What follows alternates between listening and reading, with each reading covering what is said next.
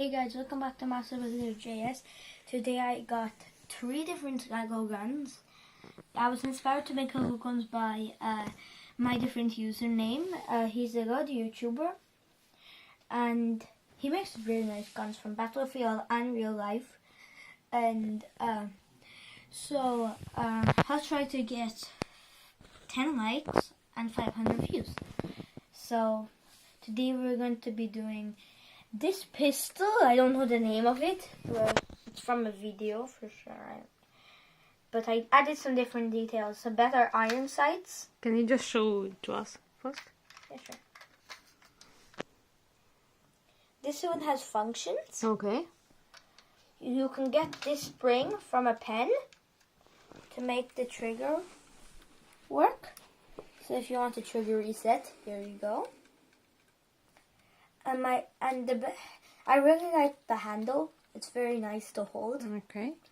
And one of the best bit of it is that it has this bit. Very good. And this bit is also cool here.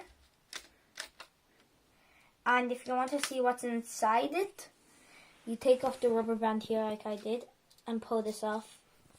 And that's the gun itself. Okay, can you just freeze for a few minutes and show it to us? Freeze. Alright, and the other part? And put it back. And the sliding bit is connected by some sliding pins. And if you want, this wasn't really made for sniping, but the iron sights are very good. I made. You can look through this hole. Try and look through it. Okay. And you'll see the grey bit is there. Wait, I'm trying to. The grey bit is where you're supposed to look and then aim. Alright. And if you want to, and if you're somewhere on a mountain and you want to snipe with this, it's just a bit of fun. Alright. You can add these 3 bits and make a sharper look. I'm not sure if you're going to be able to see it. Okay. It's a very sharper look. Okay. I can see something there, but yeah, you have to look in it through the eye. So yeah.